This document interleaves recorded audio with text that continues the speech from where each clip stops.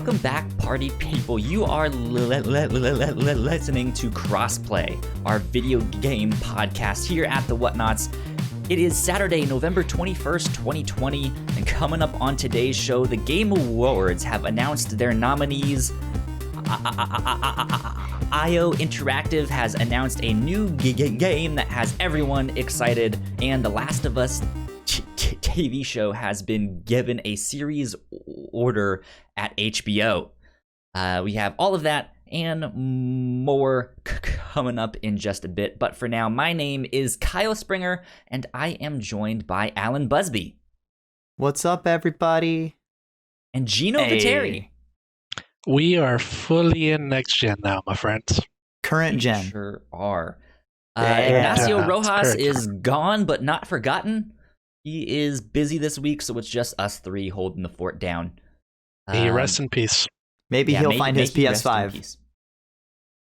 Maybe, yeah. That must have been the adventure. He was like, I'm gonna go storm the warehouse and get my PlayStation back or something.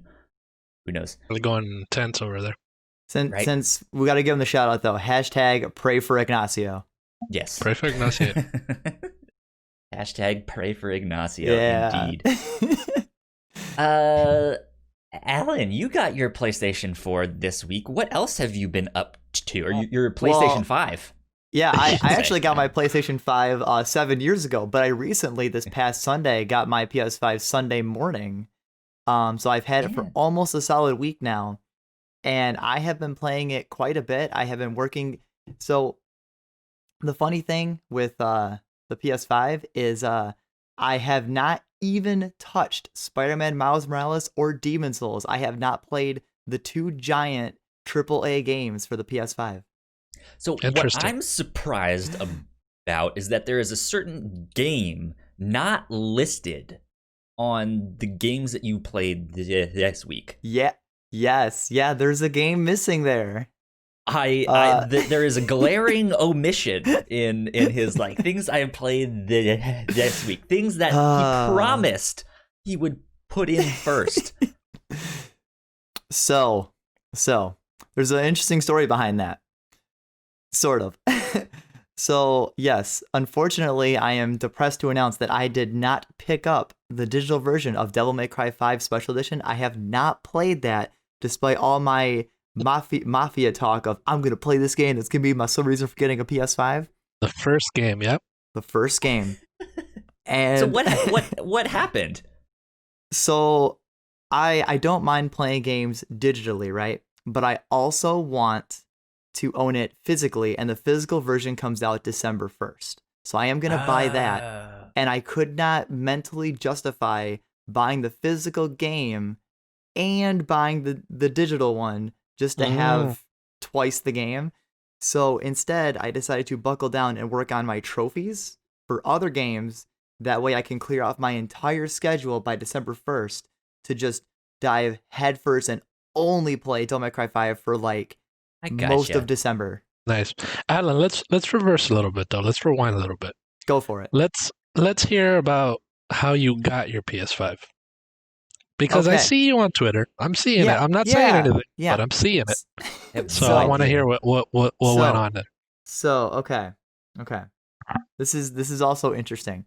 So a giveaway was going on Twitter, and it seemed real legit and real like for real. I was like, okay, I am an Ethiopian king, and I am out $900, and I need help. So I don't want to go into all the details because there was a whole bunch. There was literally a giant Twitter DM chat of like me and like 15 other people that's been blowing up for like a week now that I just won't leave.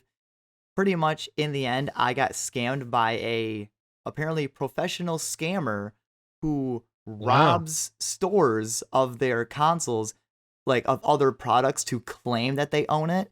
And they're a professional scammer, and I got scammed, but I am currently in the process of almost getting my money back. The other thing is, I ended up getting my PS5 because through Facebook Marketplace, I found somebody in Grand Rapids that lives not far from me that apparently remembered me from high school, and I bought it from them.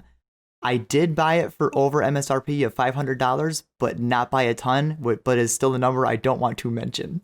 Okay. Hey, at least you got scammed by a pro scammer, not an amateur one. Yeah, that's true. At least I didn't get scammed by just some schmuck. I got scammed by like a legit professional scammer. My name is Tony Eagle. I'm a pro scammer. Tony Eagle is pro scammer. I was super anal about the guy. Like, even though like I didn't recognize him, but he recognized me, and I did not want to take any chances. So he was like, "Yeah, do you want?" Like, literally sprinkling in Michigan, like kind of like drizzling rain a little bit, and we met at like a public gas station, and it was like he's like, "Yeah, do you want to look at it?" And I was like, "Yeah, sure." My girl was like, just in case, bring this pocket knife with you just in case. So me and the guy are like literally almost shoulder to shoulder. And he's like, yeah, man, it's factory sealed. Like, it's got the tape and everything. He's like, I don't have a knife. I don't have anything to open this. To you? Like, how do you want to open this?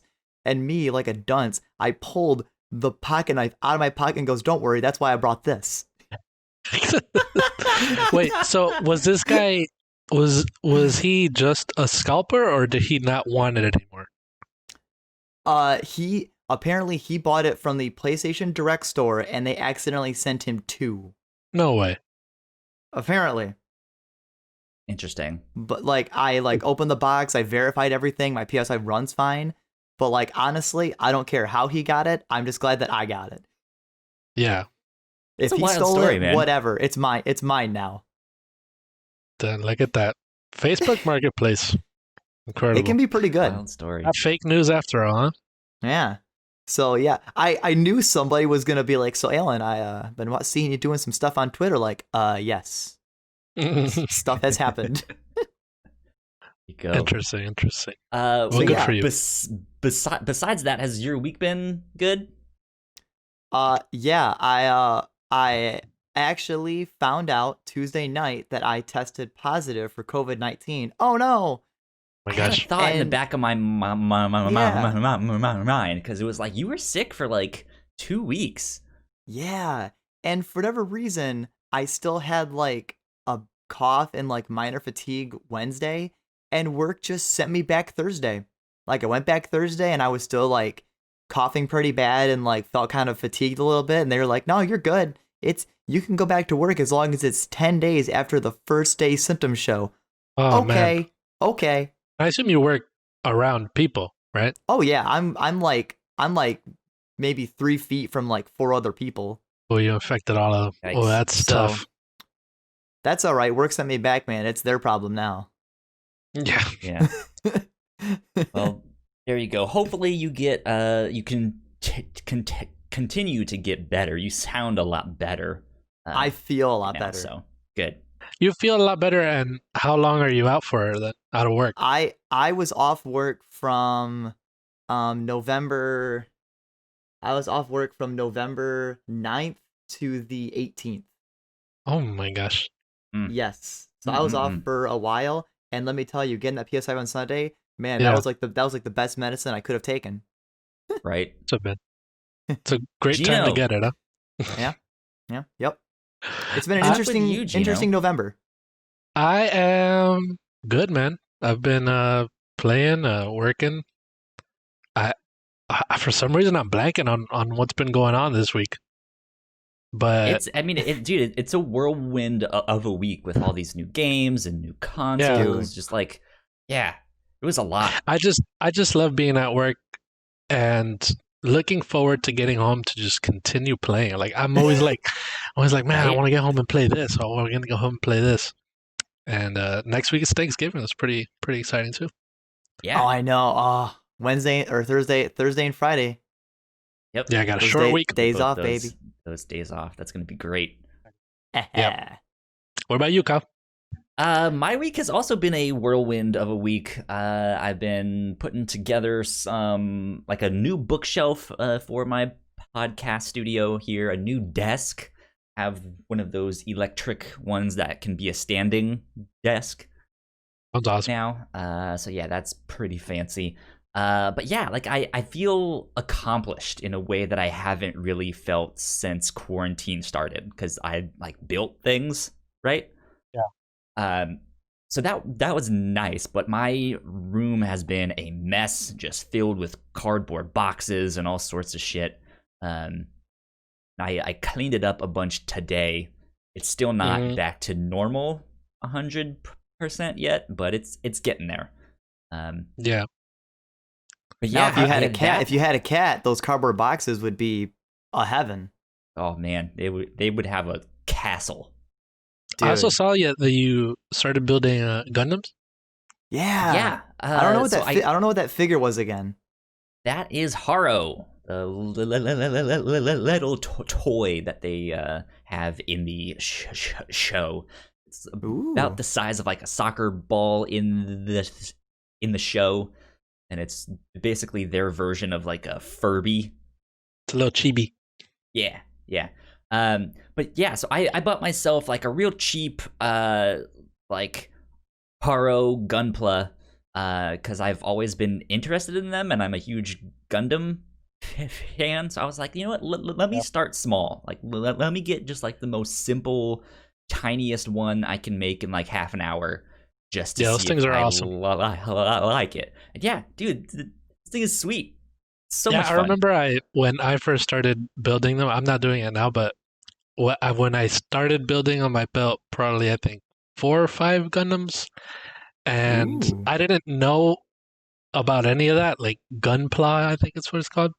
Yeah. So I bought the like mid-tier difficulty, like high grade. I think it's high grade. That was the first one that I bought. It took me like 8 hours, 10 hours to finish building it, but it came out. I mean, some parts are not on it, but it looks great. Are they that hard to build? Some of them can be quite complicated. Yeah, they get complicated. I don't build figures. I recently started getting into the habit of like wanting to collect figures. Yeah. So yeah. So Kyle, if you're get master grade. Master grade. Is that the like insanely difficult ones? No. Actually, it's weird because high grade is harder than master grade. Master grade has bigger pieces, so they're easier, but they're usually bigger Gundams. Oh, interesting. How they choose what grade they are, but master grade seems to be an intermediate one that's possible to do for a beginner, and they come out super nice looking. Good to know. Yeah, I saw a Twitter thread like a week or two ago of like, hey, if you've never done this, here's some simple ones, here's some intermediate ones, and all that stuff. So I was like, let me like that, and I'll come back to it later. Nice. So now people know what to get you for Christmas is to get you the Gundam figures. They're expensive too. Are they? Yeah, they can be. Yeah. I know my local comic shop has like some of the Gundam figures, but I've never looked at their price, but they look really cool. No, they're awesome. Yeah, they're so cool. So I'm not planning on getting into like repainting them and being like, oh, here's the battle hardened one. Yeah. I don't want to do all that. I just want to be like, let me just get some of the ones that I like and have them on my bookshelf or something. So the some assembly required. Yeah, indeed. Hey. Well, let's see. Let's dive into some video games. All right. Let's do it. Let's start with Alan. Let's start out with Astro's Playroom, actually, because I played that one too. Okay, so Astro's Playroom, Kyle, since you played it, you know that the game is awesome. And let me tell you, if you've platinumed it or even if gotten a ways into it, dude, Astro's Playroom is any PlayStation fanboy's wet dream. It really is so beautiful. Dude, it is. Like, I feel like Astro's Playroom is a way better showcase of the controller and the system's power than what the same thing was for the PS4 where the robots were in your controller. I thought this game was a way better showcase for the PlayStation 5's DualSense controller. The haptic feedback and triggers are really cool, but I'm not gonna lie, they kind of wore off on me quick. Where like I now don't play with the adaptive triggers anymore. So, but other than that, the game is fun. It's not really challenging, but it looks beautiful. It plays really well. It's a very great platformer. Yeah, it is. Yeah. Yeah, I played through all of the levels. It's pretty short, but it's jam packed with stuff everywhere. It is by far the most like Nintendo kind of game that PlayStation has made, right? Yeah. There's it shows everywhere. their chops to being able to do these platformers like this, and they did an incredible job. When you guys played through it, did you guys try to see how many game references you could spot? Like how many of them you could see and be like, oh, it's that game. I loved tried seeing, to stop, but I never kept count. Yeah. I was just like, no, yeah, I didn't keep count, but they're like, very obscure game references too that were. And the Kyle, did you finish this? The Astro's Playroom? Yeah. Yes. So you got to like the end where you fight that last boss that you. Okay, so that was an Easter egg of something I didn't know about. Some sort of demo, a T-Rex demo. I don't remember. It's like a really old like kind of tech piece of tech that PlayStation made to kind of show. I think maybe polygons or something. It's an old piece of tech to show the power back then that was showing off that they brought back as the final boss. Like PS1's tech demo or something? I can look it up. Because that was like, I figured it was some sort of tech demo that they showed, back then. And that was just awesome to fight that as a final boss. And in the end, when you're walking, unlocking all the PS5 artifacts, it really made me feel, how Jim Ryan mentioned before, we like to think of, actual generations. Yeah. And these generations, these new generations that we're in right now are pretty similar, aside from, graphical updates and stuff like that. Like, it's not a huge jump. But this made me feel like we really were going into a new generation of video games. It felt like it made me emotional because it really was showing me that I'm in the PS5 now. The PS4 is goodbye, my friend. You know what I mean? That's how that last little part made me feel. So it's an amazing game to start and finish on your PS5. And if you play through all the generations, it just makes the journey through all the generations even better. Exactly. Yeah. Yeah. That's so nice. It was getting the artifacts in the room though. Oops, sorry. No, go ahead. Getting the artifacts in the PlayStation Labo room, I found artifacts of like tech and stuff that I never even knew PlayStation actually made or even had. Oh yeah. So even that was a cool learning experience of seeing stuff that I never even knew was there. Yeah, it was definitely a bunch of stuff I hadn't seen before. I kind of wanted it to be longer, but I think it was just the perfect size of like, hey, here's some levels, here's a couple boss fights, you can do this, you can do that, and just like I'm super happy that they made something like this to be like, hey, here's an introduction to the console, right? Yeah, especially as a pack-in game, it's perfect. Yeah. Okay, indeed. So the final boss, if I remember correctly, is the T-Rex, Gino, right? Yeah. Yeah, so I found it. The main boss for this level is the Demo Dinosaur, and he is let's see. He was a tech demo to show off the power of the PlayStation at rendering a single character. Wow. Man. So that's what that final boss is. That's so cool. Yeah. That's really cool. Let's see. That's awesome. What else? What else we've been playing? So I think that's the only game I actually have in common with you guys, but the small ones I can mention is I just started Spider-Man Remastered because I bought the deluxe version of Miles Morales to get the better version of Spider-Man. And I wasn't going to like play through the whole game again before Miles Morales, but when I booted it up, I noticed that the PS5 version has a whole separate trophy list from the PS4 one that I already platinumed. So I'm like, well, to hell with it. I'm going to replay and platinum Spider-Man all over again before I even hit Miles Morales. Real trophy header. Now I'm sucked in there. Yeah, I actually booted that one up 2. I'm gonna be playing through that with my girlfriend. We did like the first hour or so ish, first like 2 hours ish. Are you playing on fidelity or performance? I think we left it on fidelity. And it looks beautiful. It does. That and in Miles Morales too. I ended up playing that on performance because God, that 60 frames just looks incredible. Really does. So incredible. Yeah, and it's like I still don't really know exactly what ray tracing is doing or what it does, and I was just like I like that 60 frames so much that it's just like I'll stick with that. I never thought that I'd notice that difference when I would change it, but it's the most noticeable when you're swinging. Because you really see how fluid it is once it goes at 60 frames. So I never thought I'd notice, but I did.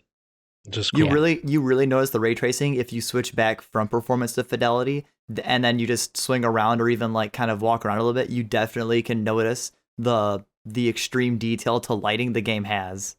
Yeah.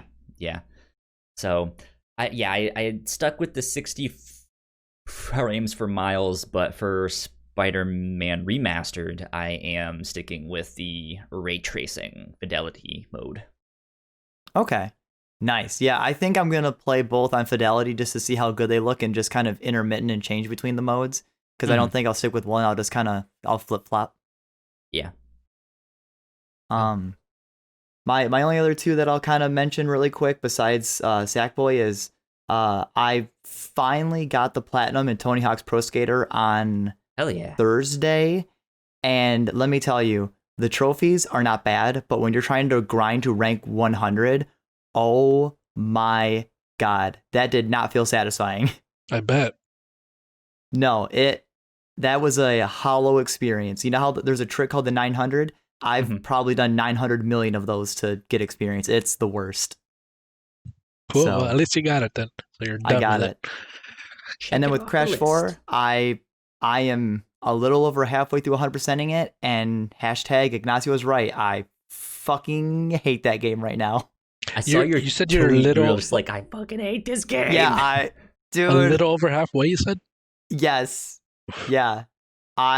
So when I stream it, I try to 100% to get the Insane Perfect Relic. And if I can't get it within like an hour and a half, 2 hours of the stream, because I have to like do other stuff, I record footage in post on my own time to try to get the Insane Perfect Relic and just slap that footage in the stream when I do the editing.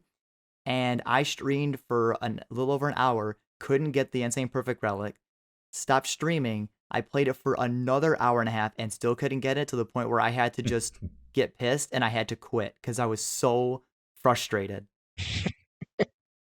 I don't know why you do that to yourself. Yeah, I don't know. So congratulations, Ignacio. When you listen to this, you were correct. The life of a trophy hunter. Fucking sucks. There you go. So you also played Sackboy.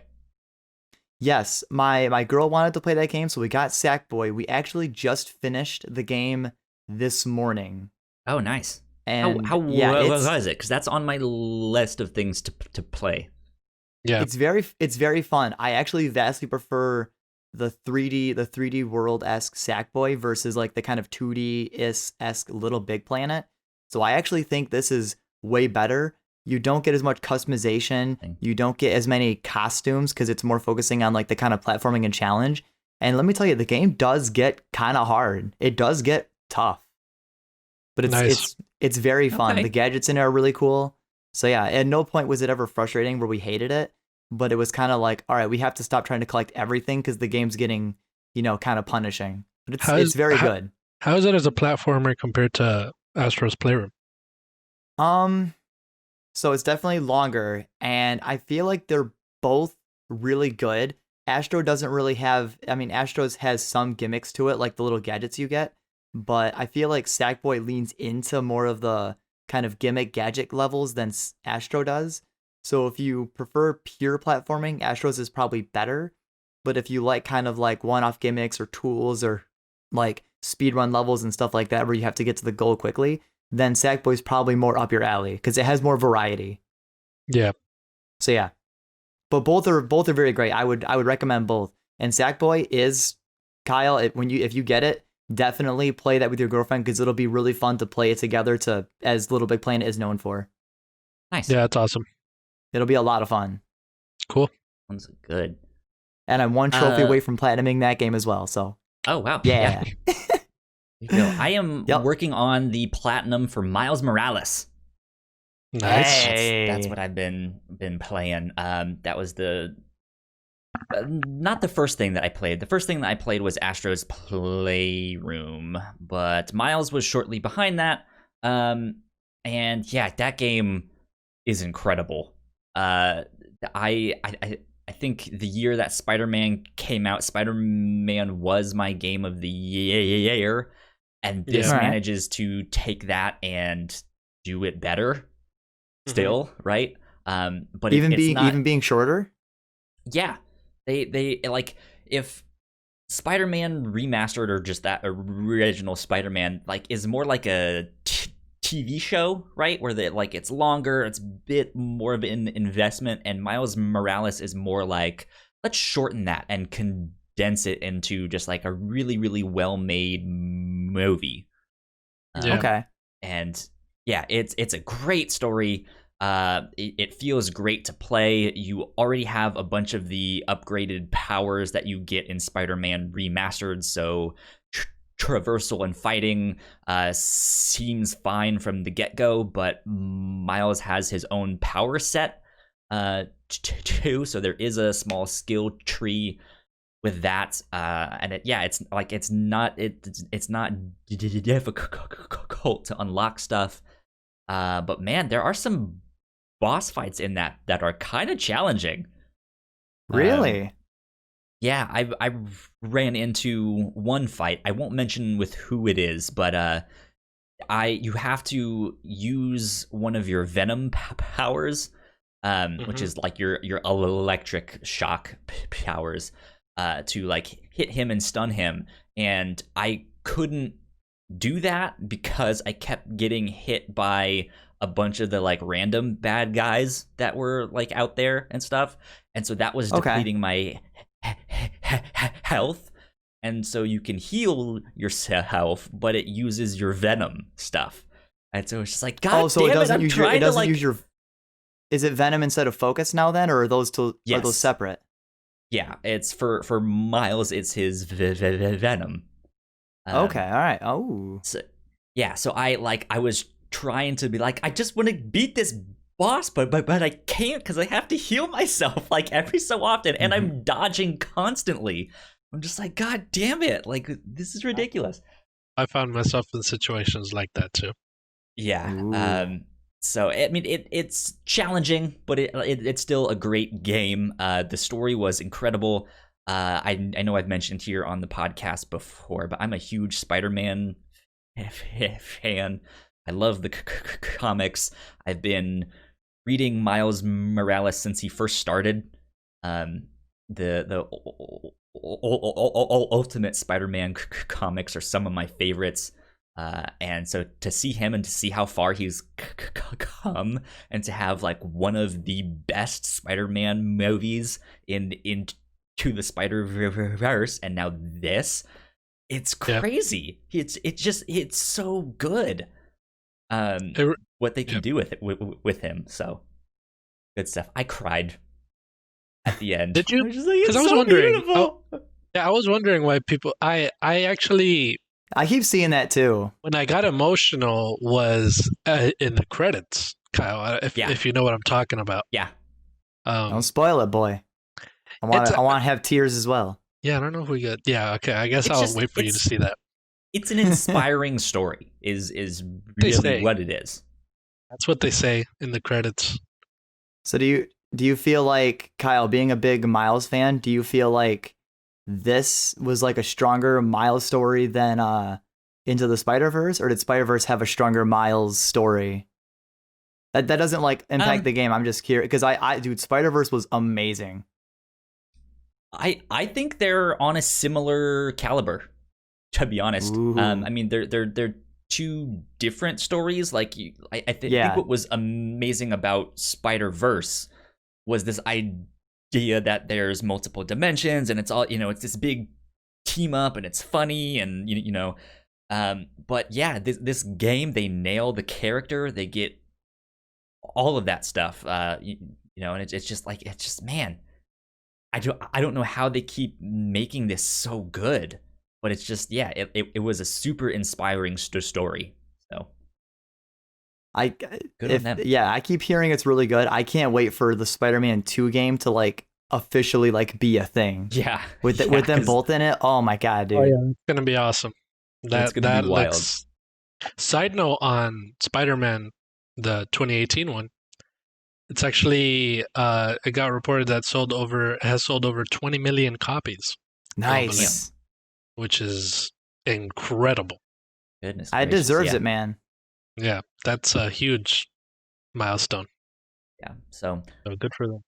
Last two things I will say about Miles is that I hope in future games they take the Yakuza approach and the map doesn't change except for like, hey, maybe there's a new building in this spot, because I think the map is like a perfect size, and I think for Spider-Man to get like intimately involved with the city that he's in, right, is what you really want to do. So I hope they don't like expand the map all that much. How much is it? How much smaller from Marvel's Spider-Man is it? Not at all. It's the exact because Marvel's is map. Like huge. Oh, is it? It's the exact map. Yeah. Wow.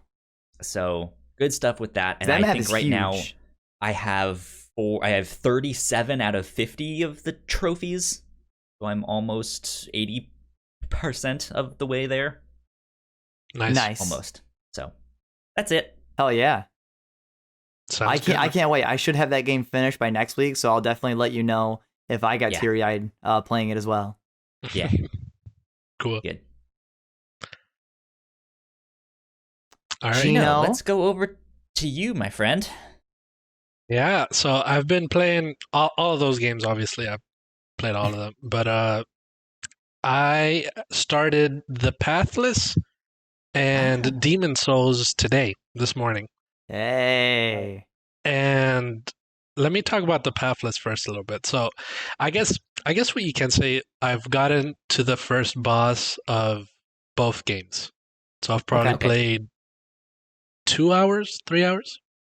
That's how far the first boss is in? I don't know, Demon Souls, I have gotten to like where you unlock all the shortcuts and then you have the big fog that you have to go into. That's what I have right now. And I have paused it because I'm nervous, so I'm not any further than that. But in The Pathless, I got right past the first boss. I beat the first boss. So The Pathless, if you guys don't know, it's this game I think made by Giant Squid or something like that. Giant Squid, I believe, yeah. Yeah, Giant Squid, right? And it's sort of a traversal. Basically, you're an archer with it's similar to the way Shadow of the Colossus is the exposition of that one, whereas there's these huge monsters that you have to beat around the world, and that's pretty much the story of it. It's a very journey-like game where there's very minimal dialogue. It's a lot of environmental storytelling, and you just sort of figure it out yourself. You're thrown into the world. Okay. And you're an archer that your primary form of traversal is sprinting super fast. So as you're sprinting, you have this bar at the bottom that depletes. But on the field, there's little, I forget what they call them, medallions or something that you shoot with your bow. And when you hit them, it replenishes your stamina, so you can keep running. So yeah, as you're doing this, you're pretty much, it's sort of a puzzle adventure where you're exploring the world and you're finding these towers that need to be saved from corruption or whatever they say. And you have to find little medallions to insert into those towers to then bring the light into them, so you can save the little field that you're in or whatever. And what I did was the first one, you have to save 3 towers, and I did that, and then you fight the first boss. That's this huge, like, it's all like a running game sort of, where you're catching up to this boss and then you're fighting them. You're hitting little points on their body to weaken them until eventually you get to this arena where you have to fight them differently and stuff like that. The game is super fun. It's super fast, and it's it's this puzzle sort of traversal Shadow of the Colossus like game. I was just thinking it sounded like Shadow of the Colossus. It's super like Shadow of the Colossus, but it's so quick and I don't know. It's fun. It's hard to explain the kind of game it is because I've never played anything like it. Okay. Did you play Giant Squid's for their other game to compare it to, or because their other game they developed was Abzu, the swimming underwater one? Abzu. I have not played it. I know of it. Okay. Yeah, so, it sounds like it's the reverse, because like I played a little bit of Abzu and it's the same thing. There's not much dialogue and it's kind of all through the environment. But Abzu's in the water, so it's like kind of like it's slower because you're swimming. Mm-hmm. So it sounds like they kind of went in the opposite direction by going for speed. Yeah, I guess that's what they did. I have a question as well. So yeah, you said it's a very fast-paced game, and you have to hit these like jewel medallions, things, something like that. Yeah, is it challenging to hit them? What happens when you miss and like don't get them? It stays very fast because it automatically aims for you. Okay. All you have to do is you hold it down until it's gamer. fully. I see. Okay.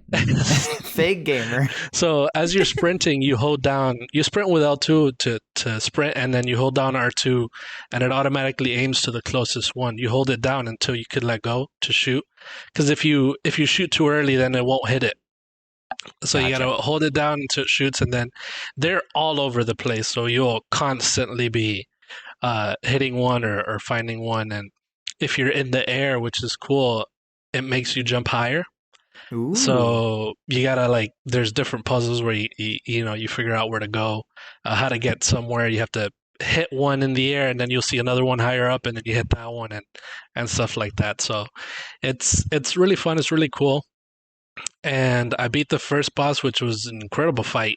And then they're like spirit animals, sort of, that you're fighting.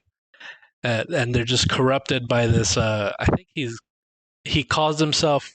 This is the small dialogue that happened. He called himself the Slayer of Gods or something. So Ooh. Basic, But something basic. The killer of gods. Yeah. So and another cool mechanic that they have is there's this huge it's similar to Breath of the Wild, where they have the Tower of Ganon in the middle, and it's all corrupted and all that stuff. And there's little parts when you're just exploring the field, and if you get too close, and I'm not sure if you get too close, but if you do something, the tower begins to or the corruption begins to spread into this sort of a snowstorm, sandstorm type of thing.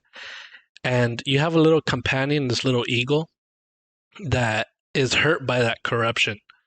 So you lose them in that storm, and then you have to find them. It becomes like a stealth game. You have to find them in that storm while the corrupted monster that's part of that area is looking for you.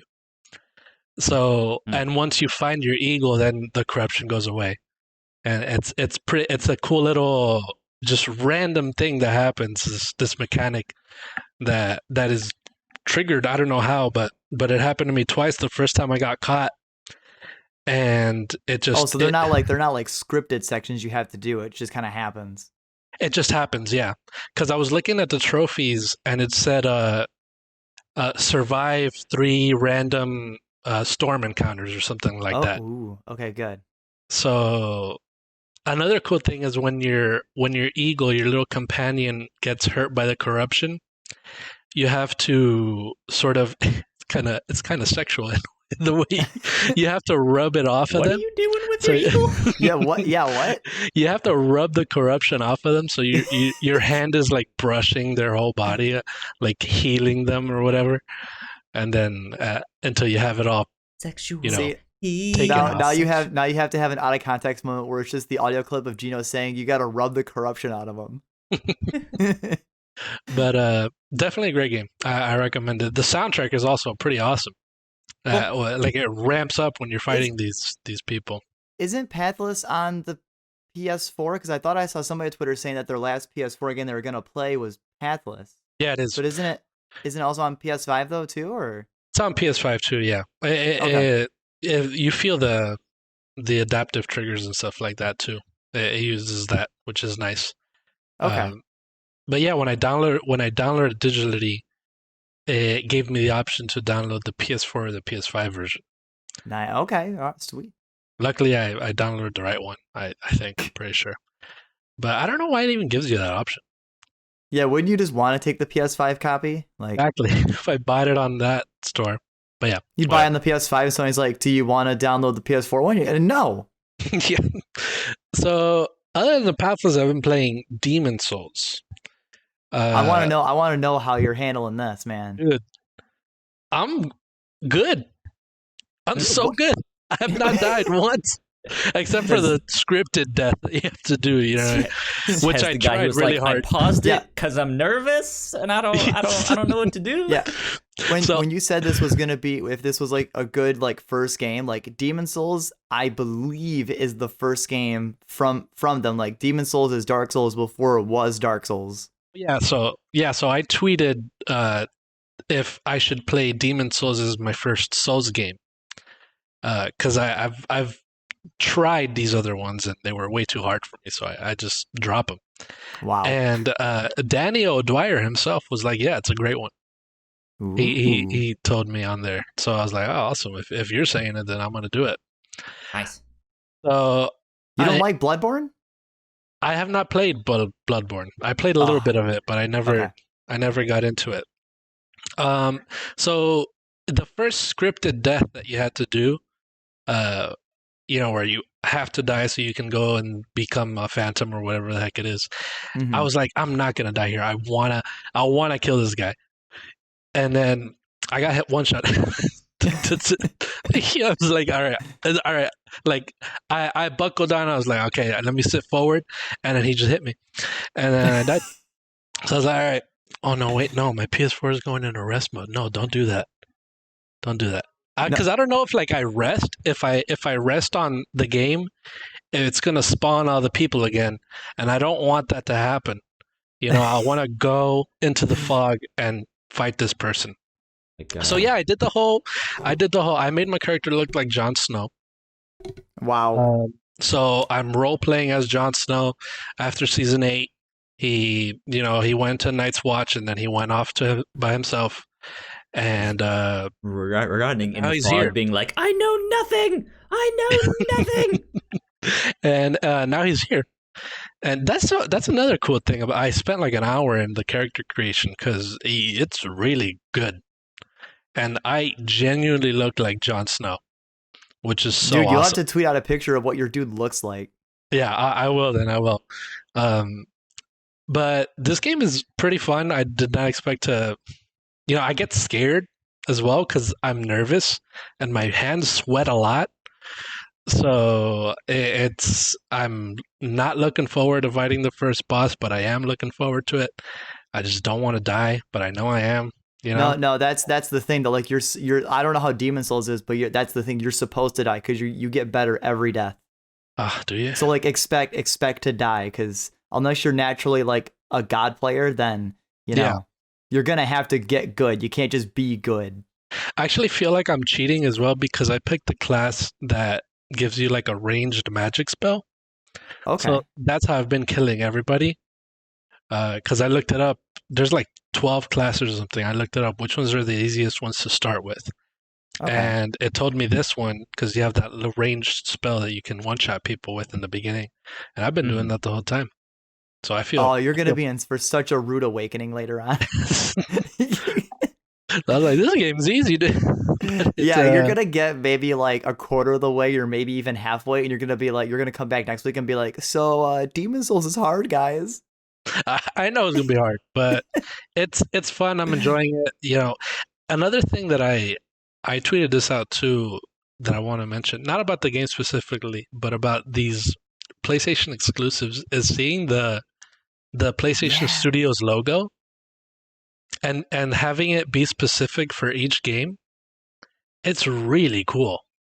Yeah, I saw that for Astro and for Sackboy. I only noticed it because one day I was like texting on my phone and it actually played, because normally I skip it every time. Yeah, I never want to skip that because I saw this one and it was like a Demon Souls themed one and it was pretty cool. So other than that, game's awesome.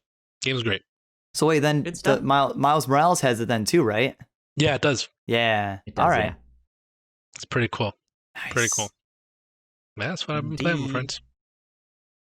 I'm glad you're enjoying Demon Souls. I am. This is good. Let's move on to housekeeping. Hopefully that jingle worked. Been having some technical difficulties on our end since I had to. Wow, that jingle sounded great.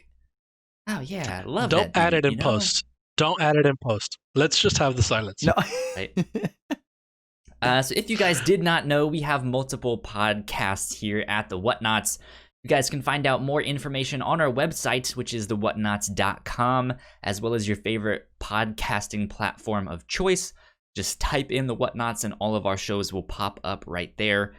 If you guys like what we do, patreon.com/thewhatnauts is where you can support us for as little as $1 a month. We have all kinds of exclusive content at our $3 tier, so be sure to check all of that stuff out.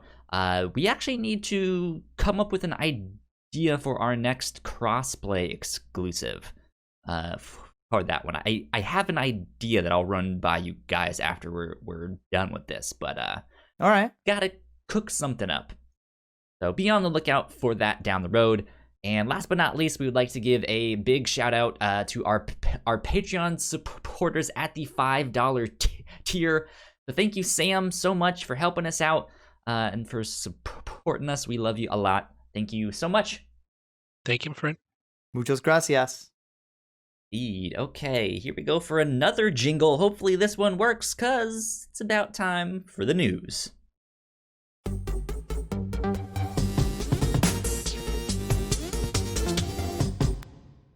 All right. Number one. That jingle sounds great every time I hear it. It just gets better and better. Number one, let's talk about that massive Capcom leak. Apparently, this happened a few weeks ago. I don't think we mentioned it here on the podcast. To be honest, I didn't really pay attention to it. I didn't even really know it was happening until like this week when things were like starting to get confirmed, right? Yeah, that's the first time I heard of it was a few days ago. Yeah, so because it's like it's strange because like Nintendo had that massive leak and everyone was talking about it, right? And then that's Nintendo though. People freak out over Nintendo Directs maybe being real. For sure. For sure. It's on another level, but then to see like it's a massive Capcom leak and I'm just like, I haven't heard anyone mention this. But here's something from Matt Kim at IGN, and they write earlier this week, Capcom confirmed it was the victim of a customized ransomware attack that led to the unauthorized access to its network. Capcom says corporate, employee, and customer information may have been compromised by the attack. Subsequently, materials from those leaks have been released onto the internet. While unable to verify them all, sources close to Capcom have told IGN that many are genuine.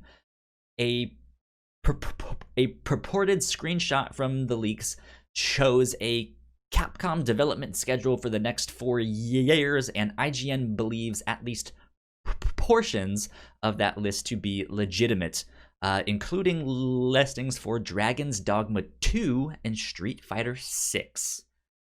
Now they have a whole list here of stuff, but I'm not a big Capcom game player person thing, so I don't really know much about these ones. Are there certain games on here that stick out to you guys? So for I want to mention for Dragon's Dogma 2, that one I can believe because I looked it up, and the original Dragon's Dogma came out in 2012, so if it comes out in 2022, that'll be a decade. The other thing is, I saw some people reporting on the leak talking of like, oh, it kind of sucks there's no like Devil May Cry 6 or whatever else in here. And that makes sense because Dragon's Dogma, to what I remember, is a passion project by Hideki Itsuno, the director of Devil May Cry. So it makes sense that there's a Dragon's Dogma 2 and no listing of a new Devil May Cry.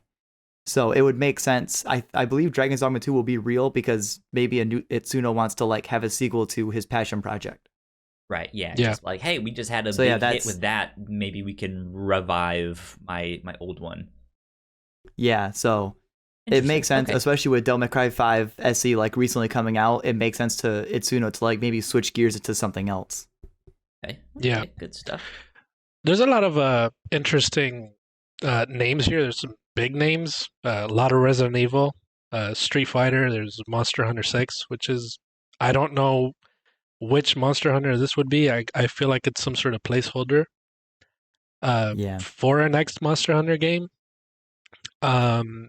Resident Evil 4 Remake is something that a lot of people have been asking for.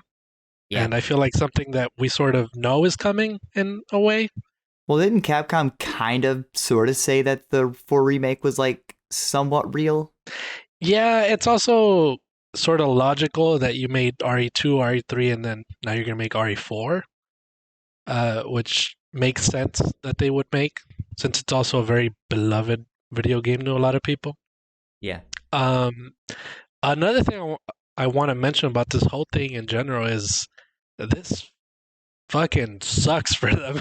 Like, it's so it really bad does, that they probably have all these games that they want to announce for the next 4 years that now everybody knows is coming pretty much. So, in 2 years when they announce the counterpoint to that is like, what are release dates really, right? Like when Cyberpunk has been delayed like 6 times, like these ultimately mean nothing. Right? At the end of the day, it's just like, hey, investors and stuff like that, like we're hoping to have things around this time, but we don't know exactly. Yeah, but I mean, like, I'm not really talking about the dates. These are games that we don't know about, pretty much. They haven't officially announced the Dragon's Dogma 2, or I think even hinted at one or anything. So seeing that... No. Well, they did just recently have that Dragon's Dogma anime on Netflix that I heard was not good. So, there's also an MMO that I wish they would bring to the West, but they won't. But that's stuff that they probably would have liked to announce in some way. But now when they announce Dragon's Dogma 2, we'll be like, oh, okay, we knew. So I want a couple things about the list. So one thing I just thought of is Resident Evil Outbreak on the list says Q4 2021. I wonder if that's like in a weird way relating to Village, because we know Village is coming out, was it next year? Yeah. Like if it's not next year, then it's kind of weird that Village isn't mentioned on here. So maybe Outbreak is a weird code name for Village. Like, because I don't imagine Village and another Resident Evil coming out in the same year, considering Village is going to be like the next big installment. Yeah. And I looked it up, and apparently April of this year there was a thing where Capcom greenlit Resident Evil 4. Multiple sources have told that Resident Evil 4 Remake has now entered full production and has a release date of 2022, but that's also that was never 100% confirmed, and it doesn't say when it was updated, but it has an update saying that the game will be developed co-developed by parts of the RE2 and Devil May Cry 5 team as well. Cool. So that one probably has like the most water of being real. Yeah. Interesting. So, but then I don't see Resident Evil 4 Remake coming out in 2022, and like I just don't see because we know Village is coming out, so I don't see Village 4 Remake and then these other Resident Evils all coming out within the span of 4 years. That's a lot of Resident Evil in 4 years. Yeah. I mean, when you think about RE2 and RE3, they had a year apart, didn't they? Yeah, they did, but you don't want Resident Evil 4 Remake, Village, and then these other ones to all kind of compete within the same year potentially. Because like if Village gets delayed to 2022, you don't want that to fight Resident Evil 4 Remake, and you don't want, these other ones to kind of come close. I mean, they're not, but no. See, Capcom obviously sees the success of these Resident Evil remakes and the mainline games. So yeah. I have this feeling that they want to make them annualized games. So they might, which I don't like that. Yeah, they might could end also up switching, be like a VR experience, right? Like, could hey, be, yeah. here's some VR Maybe. thing, or here's a mobile thing, or who knows? Yeah. So they'd probably end up switching between, a mainline numbered one and then a remake, and then the next year numbered one and stuff like that. Which is something I feel like they might end up doing. But I guess we'll see. I mean, we can't really. This is all speculative, so we can't say these are all confirmed video games that are coming out. Yeah. I'm also surprised they're going to make another Mega Man and not, release a sequel to like another game in the Mega Man X franchise. Like they're going to go specifically with Mega Man, or that could reference X. Who knows? Mega Man Match No idea. Seems like some sort of mobile game. Like a little, but little puzzle match game, maybe. I don't know. And then Monster Hunter 6, I'm not sure, because we know Monster Hunter Rise comes out next year for the Switch. So is Monster Hunter 6 going to be like another Switch game, or is it going to be another console one, kind of like what World was? So, I mean, I'll take Monster Hunter. I mean, I'll play it, I guess. Yeah, it would make sense for them to bring out a new console one. Yeah. After World. I assume Monster Hunter 6 is just a placeholder. Yeah. But yeah. Best of luck to Capcom in plugging that leak and getting all of the stuff squared away with that. Because it's a scary thing. It sucks. They could lose a lot of money. A lot of people could, get doxxed and stuff like that, or have their credit card numbers stolen and who knows what. But yeah, it was good of them to confirm it themselves too, rather than have like a news outlet say it or something. Damage control. Yeah, exactly. Well, let's move on from that. Next up on our list, actually, I didn't. Where'd it go here? I didn't fill out. I thought I had written something down there. Oh well. So I'm not a big Fortnite player. But Fortnite is getting an interesting new feature. I think it's already in there, if I'm not mistaken. Why is my website taking so long to load? But yeah. Oh, it is already in there? Apparently, they're getting in-game video chat, which I thought was kind of interesting, right? Like we know from like Stadia and now the PlayStation 5, they're doing that like video in like that picture-in-picture thing. Yeah. Right? Mm-hmm. So they're following a trend, I guess, in that stuff, where it's not just going to be voice chat, but you'll be able to see your friends. You can see them it is already out. With that piece of cold pizza sitting on their chest with all that Cheeto dust on their fingers and it came stuff, out right? Today for PC, PS4, and PS5. And the interesting thing is it uses another application, which is House Party. I don't know if you guys ever heard of that one, but I did not know that Epic bought House Party last year. Which is interesting, because I've used House Party before. It's a nice little, like a group FaceTime chatting app. But you need to link those two accounts, your Epic and your House Party accounts, and you just enable Fortnite mode in the app. and then so it shows up. Oh yeah, here the live feed shows up on your TV of your friends. Yeah, and it only shows the 4 most recently active ones. So when someone says something, they'll pop up there. But yeah, that's an interesting feature. Like I'm kind of okay with that, actually. Now that we're I definitely want to try it out. Yeah, now that we're like super into like streaming things on Twitch and on YouTube, like I think we're gonna start to see more of things like this, right? Where you can see a squad stream, and it's not just like you have to go to someone else's channel, but all of their videos will pop up right there, right? Yeah. Or at least their cameras that are on that, like you can watch your favorite streamer, but then the cameras of everyone else who's on their squad will also be right there. That's pretty cool. Yeah, I have to, I got to give some credit to Epic and Fortnite. Fortnite might not be for a lot of people, but they're definitely doing stuff in that game that no other game has done. And they're like starting stuff that other people can learn from.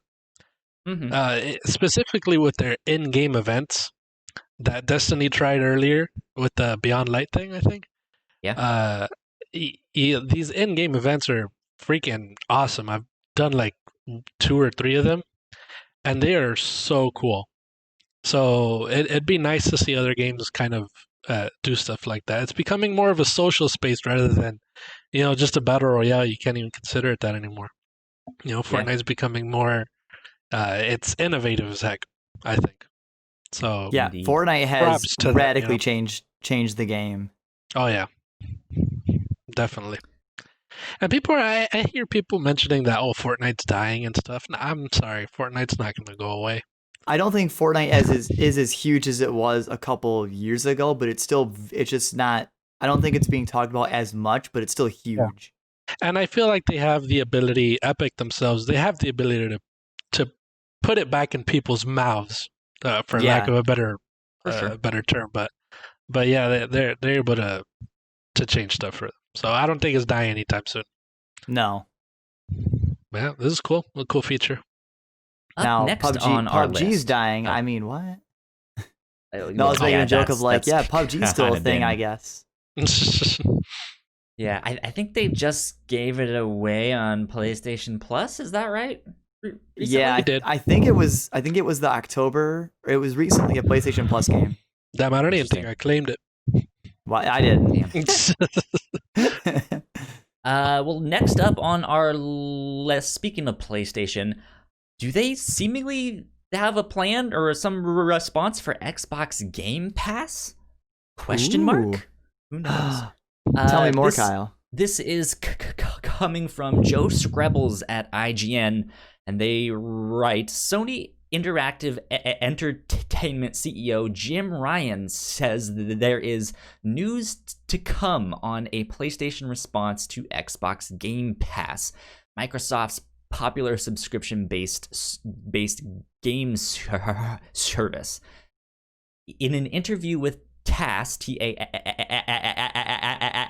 TASS, Ryan was asked about how PlayStation will respond to Game Pass, which has become increasingly attractive value proposition for Xbox in recent years.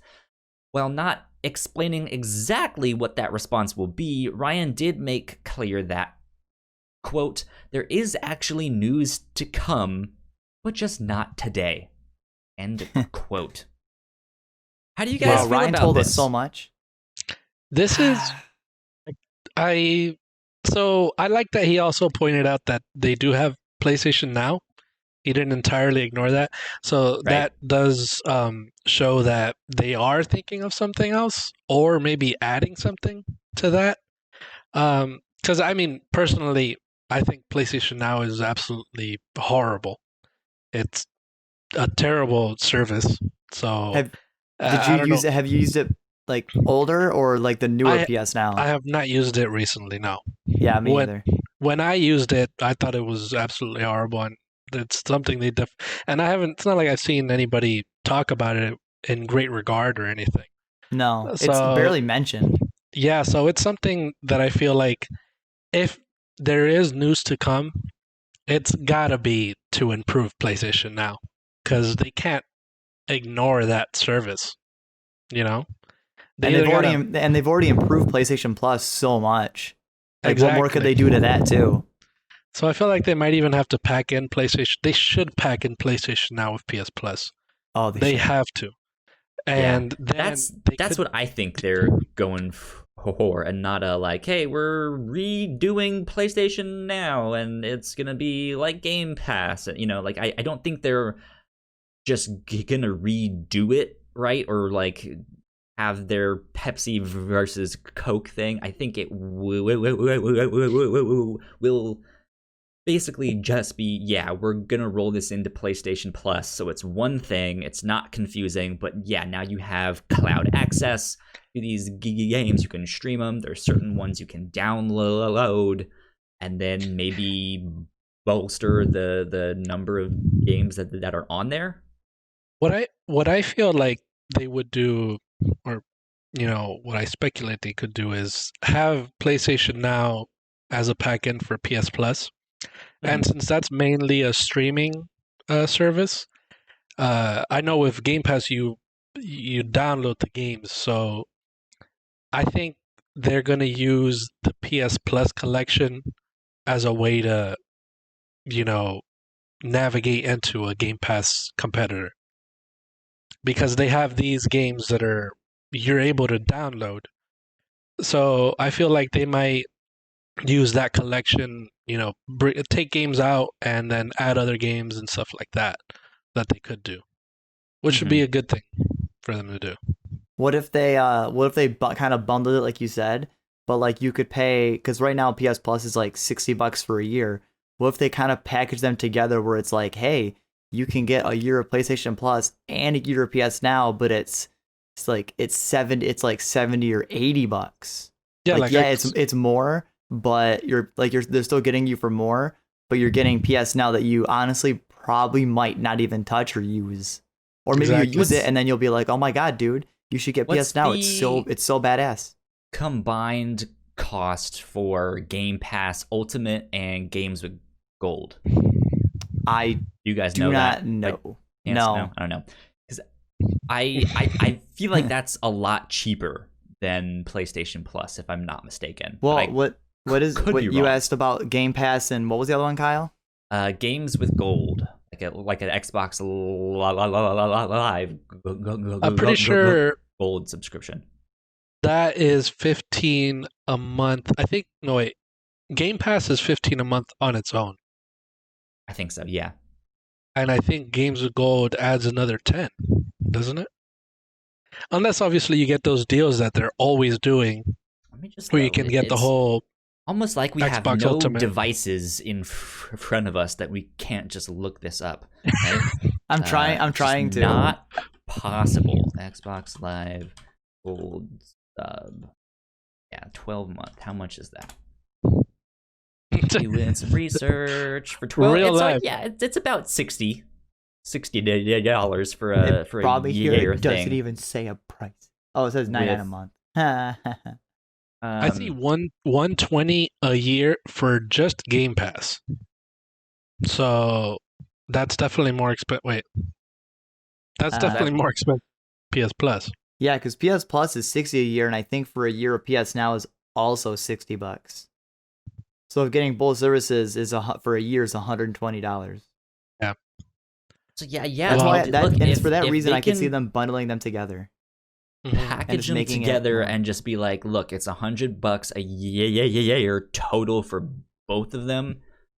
Yeah, I think that would be great. And to be like, yeah, now we have PlayStation Vita games on there, and now we have this thing on there, and like that stuff, I think would be incredible. And in order for them to do that, they have to be able to sell you PlayStation Now, because right now they can't. It's not good. But that's why they would package it with PS Plus and only make it like $80, so it's barely more expensive. So you won't care about buying them both, and then out of curiosity, you'll try PS Now, maybe like it, and then word of mouth, you'll tell other people, and then they'll also get the $80 bundle. And then if that picks up steam, then maybe down the road they might up it to like $90 or $100 because they already got you in. Yeah, like how Game Pass is doing now. They're upping the price too. Yeah, and when they upped it, you didn't really care. Or even when they upped the price of games from 60 to 70, you don't care that much to make you stop buying them. Yeah, I canceled it. No, I'm just kidding. No, I canceled all my services. I sold all my games. I sold my PS5. I was out. Well, let's hope they respond well to Game Pass then. Yeah. It would be nice to have a Game Pass like service on PlayStation. So wait, isn't it? It's almost December. Aren't the Game Awards coming right around the corner, guys? They sure are. December 10th is when the Game Awards are happening. I probably won't be watching because I will be playing Cyberpunk. However, you sure? Burn. Well, yeah, I guess we're not sure if we're gonna be playing Cyberpunk, but as of right now, that's my plan. So Kyle, what was nominated then? Game Awards just announced all their nominees this week.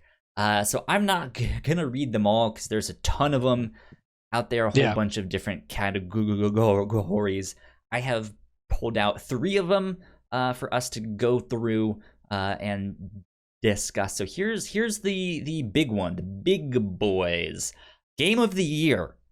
We have Animal Crossing New Horizons from Nintendo, Doom Eternal from id Software, Final Fantasy VII Remake from Square Enix, Ghost of Tsushima from Sucker Punch, Hades from Supergiant Games, and The Last of Us Part 2 from Naughty Dog. What do you guys think of that list? I think that's fairly decent. Those do feel like big games of the year. I feel like for some reason we're missing them, but this year's been so weird. I feel like I'm just overhyping the year for how bad it was. Well, yeah, that's the thing. This year had a lot of really, really good games. Yeah, it was a super strong year for games this year. At least like high profile games. Like not all of them ended up being great. Like there's one that I think a lot of people on here are pointing to be like, I don't really understand why that one is on there, but I guess, which is Doom Eternal. Yeah, interesting. Everyone was super hyped about it, but then kind of left that game being like, well, I guess it was all right. But they just had a DLC come out and people that played it enjoy it. Yeah, like it's not a bad game, right? But it's just like, I feel like it was well received. I don't know if that stands with them. It's overshadowed by everything else. It was well received critically, but I think especially it got overshadowed by Animal Crossing because people were still talking about that game. Yeah. And they came out the same day. So Doom Eternal being a single player, first person shooter with a DLC that came out, I think last month. Yeah, and Animal Crossing's also done a lot well because of the pandemic. That also made Animal Crossing a really strong game. Yeah. That's why I think Animal Crossing is going to win. Oh, interesting. Yeah, I mean, I could see. I don't think Last of Us will win only because of how divisive that game was. I feel like there's a lot of love, but there's also a lot of hate for that game. That's why I don't think that will win. Mm-hmm. This year is gonna be a real close one because I think Last of Us Part 2.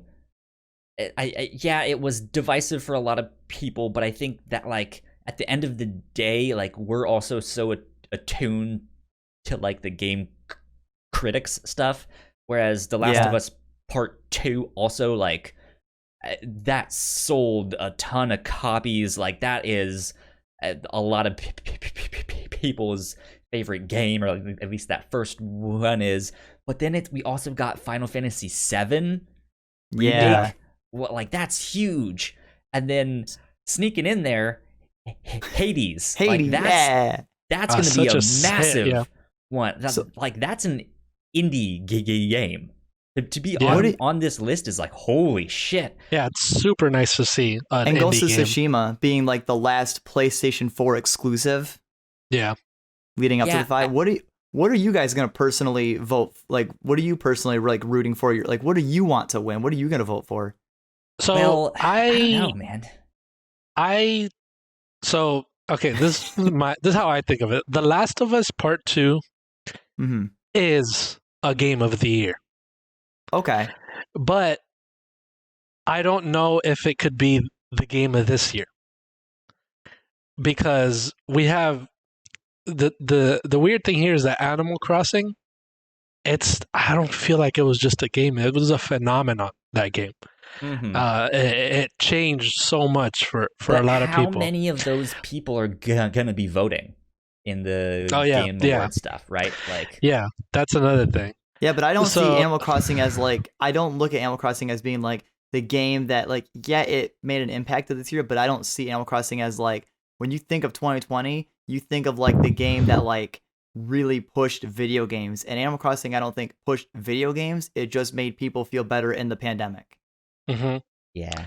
So one that I would actually like to see win that would be pretty cool is Hades.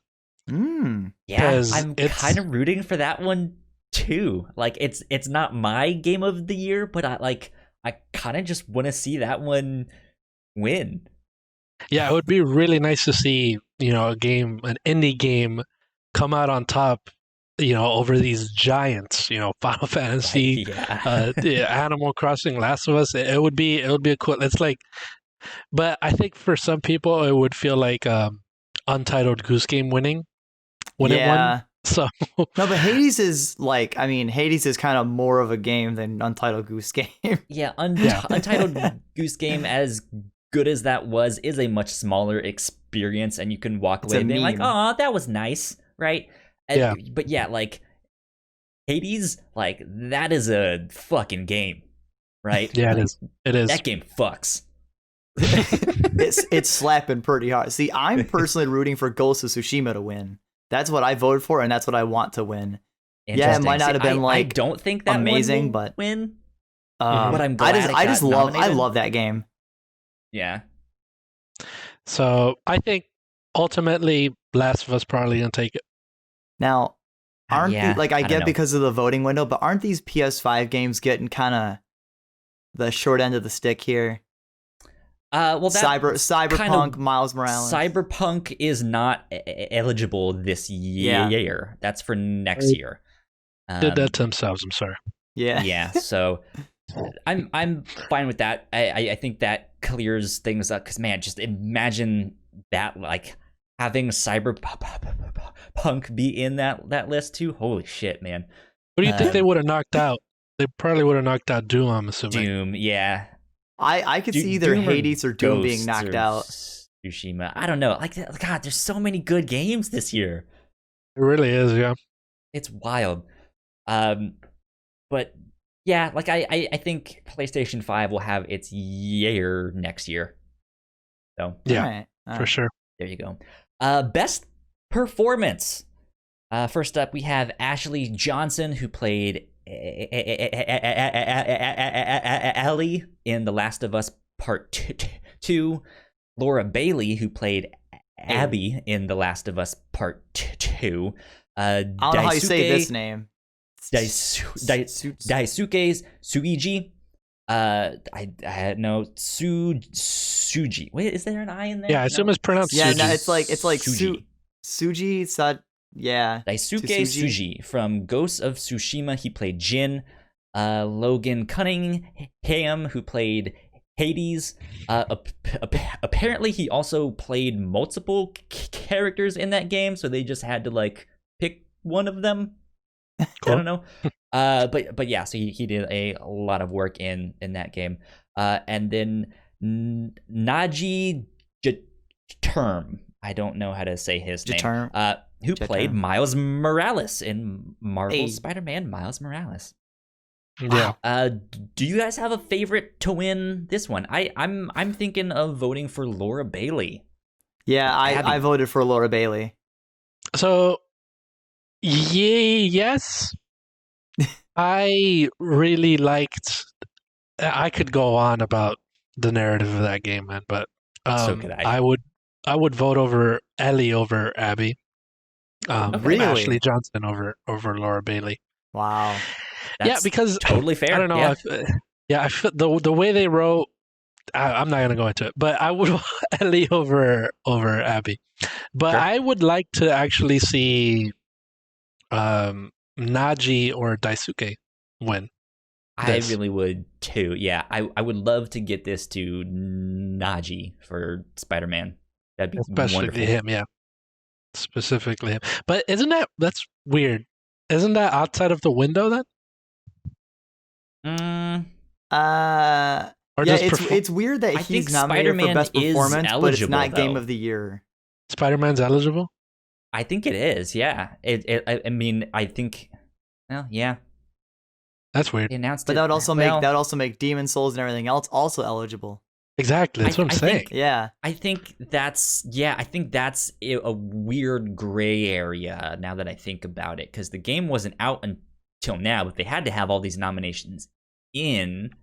Yeah. So if press hadn't played it before then, right? Mm-hmm. Then I mean, maybe some of them got to play it and was just like, yeah, if you like Spider-Man, it's more Spider-Man, right? Damn it, Jeff Keighley. I don't know. I don't know what happened there, but yeah, I think at the end of the day, Spider-Man Miles Morales will be on many people's Game of the Year lists outside of this. So yeah, and I think he's a fairly new voice actor. I'm assuming. I believe so. I don't know. Yeah. I don't know much about his history, but it would be nice to see, because I know Laura Bailey and Ashley Johnson are huge. You know, they're already they've already been a part of all this stuff, so it'd be nice to see a newcomer take it too. Sure, indeed. Man, I guess Joel got the golf club out of the nominations. Yeah, yeah. And Daisuke especially, it was cool seeing the guy that plays Jin. Yeah, he played through it on Twitch, like through his PlayStation. He would just stream him playing Ghost of Tsushima, so it was pretty cool. That's good stuff. Last but not least, the one that we'll talk about here on the podcast is Best Indie Game, which has Carrion, Fall Guys Ultimate Knockout, Hades, Spelunky 2, and Spiritfarer. Hey, Spiritfarer, okay. Yeah, Spiritfarer was a great one. I don't think it will win any of these. You haven't played any of these? This is the weird thing. If Hades wins Game of the Year, but then doesn't win Best Indie Game, something's up, right? Does that mean, like, if Fall Guys wins Best Indie Game, does that mean that's the Game of the Year? So wait, does that mean like they best put indie one? Maybe they put Hades in the Game of the Year nomination so it can lose, and then they'll be like, no, it's okay. It's Best Indie Game. I mean, I don't know. Yeah. Maybe there's some shadowy cabal. Who knows? Hades definitely has a better chance winning here than in Game of the Year. So I think Hades will win this, but I'm glad that Spiritfarer got a nomination, and I'm glad that Carrion got one, because that game was so much fun. I feel like I've heard of Carrion for years, though. Never heard of that game. So I played through that on Game Pass before you guys joined the podcast. Like I want to say like start of the summer, maybe ish. And yeah, it like you play as this like red tentacle-y monster trying to escape from this like secret lab, and it's kind of a Metroidvania style game. But yeah, it was great. Great stuff. Cool. Go check it out. Nice. Indeed. Yeah. So that's that. But do you guys have final thoughts on Game Award stuff? Are you guys excited? You guys gonna go watch? I personally think I'll probably watch. I personally think Final Fantasy XIV Online got snubbed. But it didn't come out this year. Yeah, but here's the thing. Was it not in Best Ongoing? Because they have a Best Ongoing. that's the surprising thing as well, that it did not come out. It did not get a nom for best ongoing. Oh yeah. And I feel like as well. I mean, it didn't come out this year, Alan, but neither did Destiny or any of. So That's true. So it should have at least gotten a nomination for best ongoing, because it's always been nominated for that. So I don't know. I I forgot what the best ongoing ones were, but there was definitely some that it could have been nominated over. But my tab. Another one that No Man's Sky. Yeah. I don't know why that one's in there. I think it's because No Man's Sky is such an underdog story. Like, it's so much better now than when it launched. So I think it's just kind of like, you know, the underdog story of like, look how good this game is now. Yeah, it's cool to mention that specifically, that you say that about No Man's Sky, because Final Fantasy went through the same thing. That's true. And another thing I wish it would have gotten nominated for was Best Narrative with the new expansion that came out. Because I still say that's one of the best Final Fantasy stories out of all of them. So I never played 14. I know people love it. I know you have like, how many? You had like what, almost 2,000 or like 2,000 hours in it, Gino? I think, yeah, 1989 or something like that. So like, I know you want FF14 to like have the W. Mm-hmm. But yeah, that's all I have to say. When Iceborne was nominated for best ongoing game last year and it did not win, you know, I felt that. Yeah. Well, I feel like we should get on to our new and notable section. Okay. Do you want any of us to read these, or Alan? Me? Yeah. Can I give this one to you? Okay, Would that's you be fine. so kind, please? Please. Yes, sir. So, the new and notable, some things in here. Just Dance 2021 is out November 24th. So if you wanna, exercise and dance at home, there you go. It's got Lady Gaga's "Rain on Me" in it. I heard from a commercial. Star Wars comes to Minecraft in a new DLC pack, but I can't tell you when because I don't know. But it is coming. Yeah, I don't think they said exactly when, but they announced it. The Xbox exclusive Crossfire X or 10 delayed to 2021. X. Rest in peace. They shouldn't have even released the Xbox Series X. If they're gonna delay everything they have, dude. Yeah, they delayed Halo and the Medium, and now Crossfire X, and man. Xbox. Someday you'll get the win. Just not 2020. Well, Marvel's Avengers gets its first DLC, which adds Kate Bishop coming December 8th for free. So you better download that, or then I don't know what you're doing. That's good for them to do. Hopefully this breathes some life into that game, because it's pretty much dead in the water from what I understand. Yeah, I think there was a report that like Square Enix lost a lot of money on that game. Like 60 million something. Yeah. That's money, tough, man. Money I'll never see. So it's an IP that should be so popular, man. Yeah, and with no like Marvel stuff, like no big movies in like the theaters this year, like besides the stuff that came to Disney Plus, you'd think people would have like latched onto this. Yeah, I don't know what's up with it. It sold fairly well, but it's just not the game that people were wanting. Right? Yeah. Like the story mode was really, really good for what it was. Mm-hmm. But then it's just there's a whole bunch of this like, oh, we're also trying to be Destiny, but there's not really any variety of content. It's just the same things over and over and over, and I don't know. Yeah. But I think if they would have done like a Spider-Man thing, that game would have done really well. Oh yeah. I think being a games of service is what hurt it. Yeah, exactly. Indeed. So definitely. Star Wars Squadrons will add the B-Wing and the TIE Defender in a December update. So it's interesting because I thought they said that's it. That's the game when it came out. They're like, we're not going to be adding anything else, or there's going to be no microtransactions, nothing like that. And then they announced this. At least it's free. I mean, they're just adding stuff for free. So I mean, you get to play more Squadrons. outcry of just like, why aren't these ones in the game? And they're just like, in December, here they are. They're like, oh no, crap, Star Wars fanboys, put something in December, quick. Yeah, that's good of them for EA. EA, I feel like, is trying to turn it over a new leaf from all this shit they've done. Hopefully. So that's a big leaf to turn over, though. Yeah, they definitely have a lot to make up for, but we'll see what they do. Well, besides EA, IO Interactive, the makers of Hitman, announced they are working on a James Bond game, and people lost it. Because gentlemen,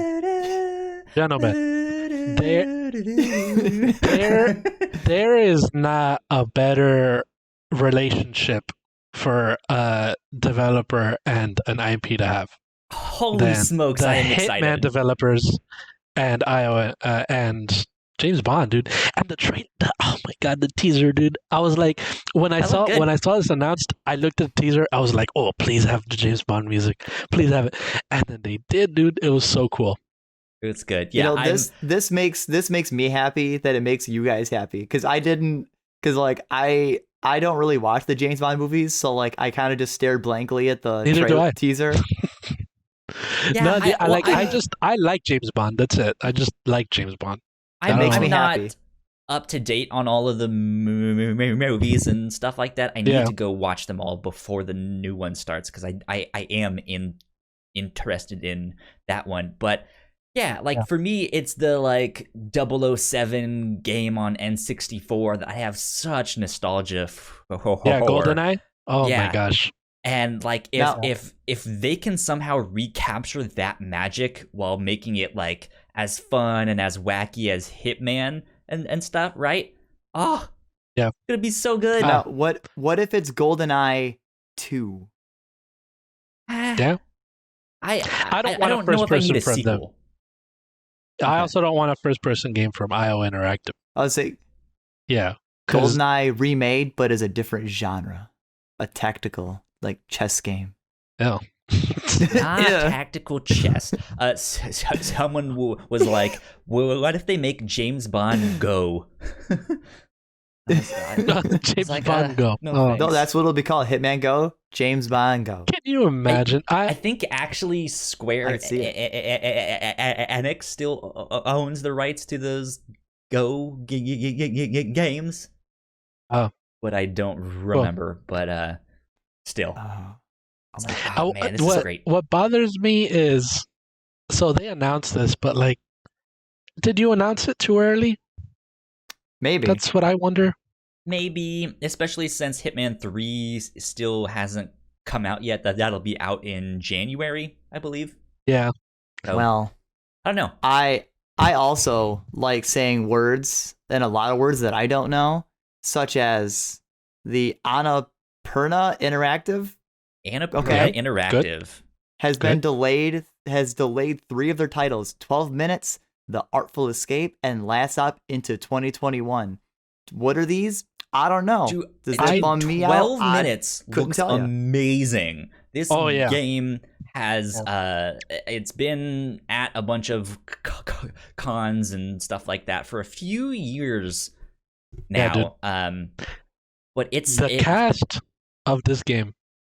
Yeah, I mean, I'll have to look up trailers then. Because James look up a trailer. James McAvoy, Daisy Ridley, and oh my god, I'm blacking out his name.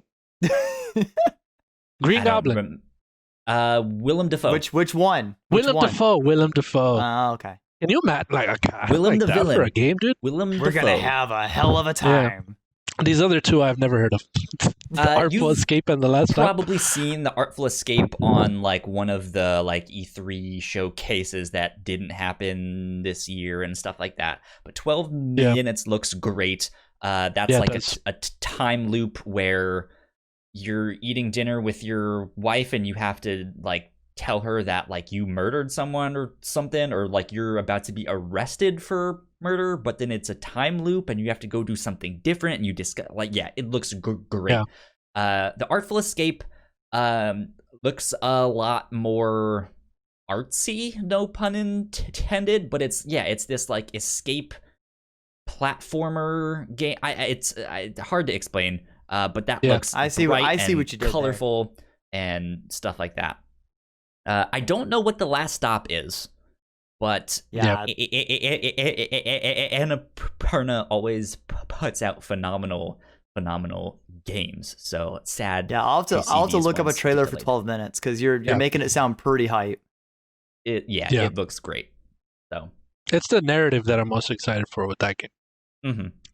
All right, cool, good stuff. That's all that was in there. New and notable stuff. So yeah. Hey. Let's get on to our upper runners.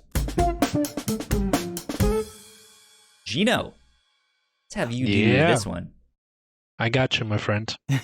So first on the upper runners, Monster Hunter got a new trailer, Monster Hunter the movie. Ooh. Starring Mila Jovovich. And I don't know if you guys checked this trailer out. I checked it out, and it made the movie look so much better than the first trailer did. I haven't seen it, but I hope so. That first trailer was kind of not very good. Yeah, a lot of people hated the first trailer for how, I guess, bullet heavy it was. Yeah.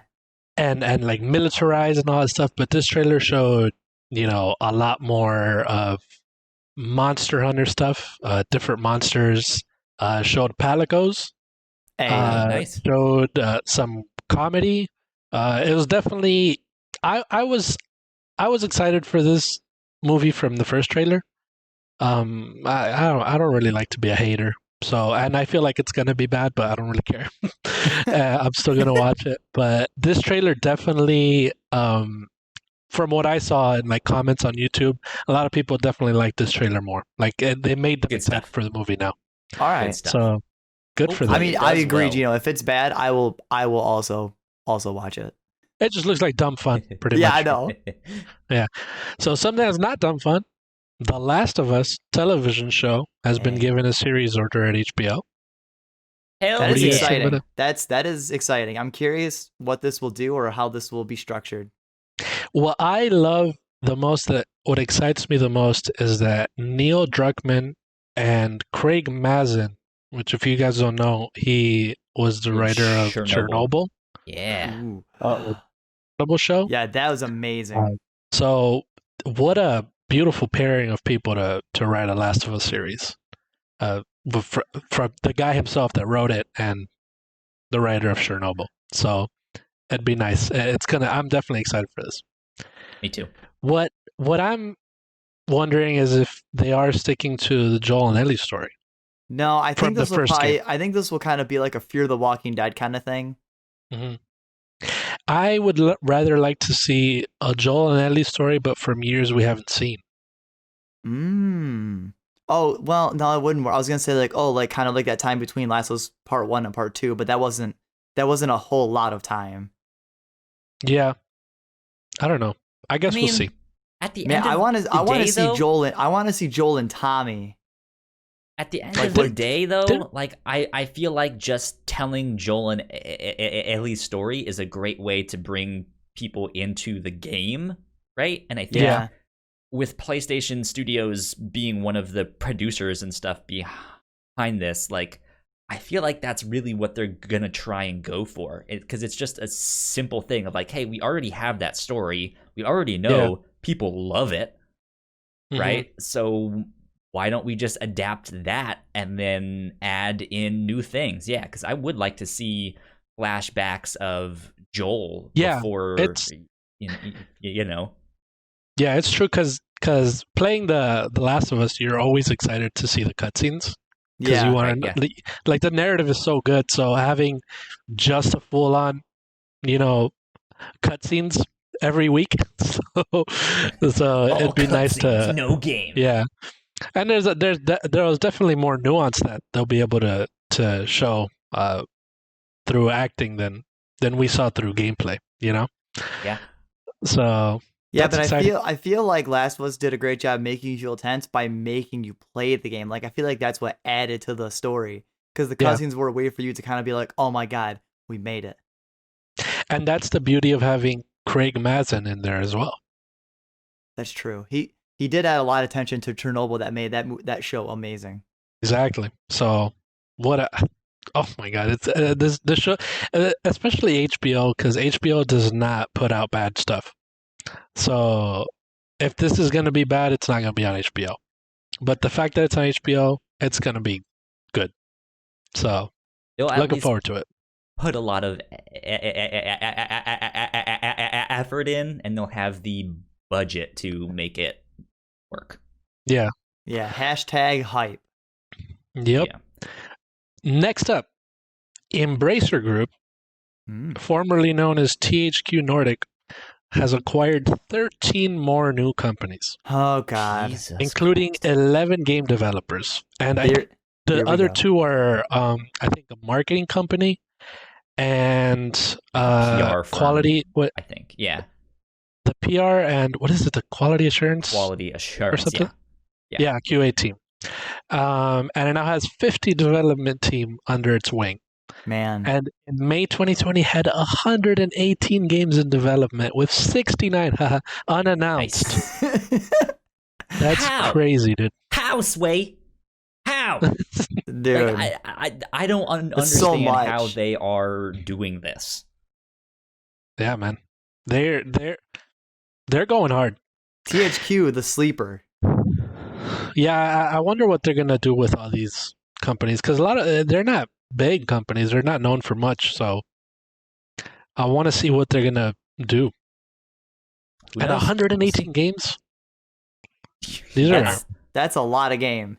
Yeah, they're definitely not AAA games. I mean, well, they're probably games that they did buy. I know. I think it was beginning of this year. I think they bought 4A Games, the makers behind Metro Exodus. And they are working on a new AAA IP for them. Yeah. So I mean, they have all sorts of games in development, from AAA down to smaller stuff. But yeah, they still just Embracer baffling. Group made a shit ton of money this year, I think. So they're using it. They're doing something. Yeah, good for them. The calm before the storm. Yeah. Talking about good, Assassin's Creed Valhalla has the biggest launch in series history, including biggest launch of all Ubisoft titles on PC. Damn. And I think that you can give a lot of credit to it being on the new consoles. Yeah. And there not being a lot of other games on them. Mm-hmm. So that definitely helped it. I mean that it's got to be because it's popular too, because Black Flag also came out for PS3 and PS4, so like as a launch game for PS4, and it also didn't. Like Valhalla sold more, so yeah, that's true. Well, maybe Black Flag was the biggest launch in the series history when that one came out. Yeah, but Assassin's Creed was already like very well established by that point. Like Valhalla, it's not more established now than back then. If anything, since Black Flag, Ubisoft's Assassin's Creed series has kind of like had quite a bit of ups and downs as well. Like more ups and downs. Yeah, definitely. So, well, nothing but good for them. I mean, that's great. That means Assassin's Creed is going to keep coming. It was going to keep coming anyways. I want them to keep taking they should continue with the year off, year on. They should do that. They really should. Yeah, they absolutely should. They can't beat that horse. So, what's this? Halo Infinite high level update coming soon, but not at the Game Awards. Yeah, this was man, Halo an interesting Infinite. one, because they mentioned that they have a big update, but you don't know when it'll be exactly. And I was also not expecting any kind of big update from them for a while. Yeah. So what do you guys think this one means? I don't know, man. I'm so nervous for them. It's got to be showing off the game looking new, right? Like what it looks like now. I don't know if they're going to show anything. Because I wasn't expecting them to release this until next November. Right? So in my mind, this has nothing to do with like story campaign. But I feel like they said 2021, but they never said November. They didn't, but November is also the 20th anniversary of Halo, so it would just be like perfect timing. But what I'm wondering is, since that would be great because it gives them more time. Right. But they were planning to release this last week. So I feel like Microsoft might be like, if you're not going to release it at launch, at least be in the launch window. And I feel like they might do that early 2021. But they've also like fired a bunch, or not, I guess not fired per se, but a bunch of the people have stepped down. New ones have come in to like. Exactly. So that doesn't inspire confidence in me in the sense that like, oh, it'll be out in February, right? Like I don't think that's so. Why, like hearing all that news, we're also confident in saying November when on its anniversary it'll be released, and that'll be great. But like that's also, it, even though it's later, it also seems too good. Ooh, you know what? What if this is multiplayer? Because there was a thing a while back that they were thinking of releasing the multiplayer for free. So this might be kind of showing that off. It might be, or just being like, hey, you guys can play the multiplayer, come January or something, right? Like, they might at least have that part done and be like, let's put that out, let's build some hype that'll hold them for, I don't know, 6 more months, and then we'll be like, here you go, boom. That'd be cool. People don't get a trailer or reveal and then they're satisfied for 6 months. People don't even satisfied for a month. No, I'm not saying a trailer will hold them for 6 months. I'm saying the multiplayer will hold them for 6 months. You can play it for the next 6, like here it is, boom, and then after some time after that, it'll be like, okay, here's the actual campaign. It would be nice to see them release a battle royale. Yeah, something like the full multiplayer or just a battle royale. It would make sense if it was just a battle royale too. Yeah, if they just released a battle royale, because I mean, a lot of people have been talking about a Halo battle royale, and I know battle royales are like another one, but a Halo one would be pretty freaking cool. That's true. Like a big team battle, that'd be awesome. I guess we'll see. A high level update. I want, like they specifically said, high level. So I wonder what that's going to be. Who knows? We'll have to wait and see. Soon. And they also specifically mentioned not at the Game Awards, so is it going to be before or after? No idea. I think it might be like just barely before. I think it might be after. I think they would try to get ahead of all the big news. That way they kind of stand out before the Game Awards. Oh yeah, because the Game Awards also has announcements too. Yeah. I forgot about that. So you get your announcement ahead of the Game Awards. That way, you're like, oh man, the Halo thing. Like, yeah, but Game Awards, no, but dude, the Halo, like, you're more excited for Halo. Yeah. I could see that. Oh shit! Oh no, my PS5's going to rest mode. No, it won't turn back on. Okay. I'm so nervous. All right, well, with that about wraps us up for all of the news for this week and stuff like that. Hey. So, Alan, what are you excited for this week? So, I want to add really quick. I actually messed up, boys. I forgot to mention in what we were playing. I also played in Platinum Bug Snacks as well. Just wanted to throw that out there as well. That's right. I did see that. You'll have to talk about that more this next week. Yeah. But coming up, I'm just kind of excited to get my platinum in Sackboy, and later tonight after the podcast, my girl and I are going to play Overcooked on the PS5 together. So I can't wait to play that, and then hopefully platinum that, and then obviously maybe get through Spider-Man, and then hit up Miles Morales. Good stuff. Nice. Bang. Gino, what about you? I'm excited for Thanksgiving, man. Oh yeah.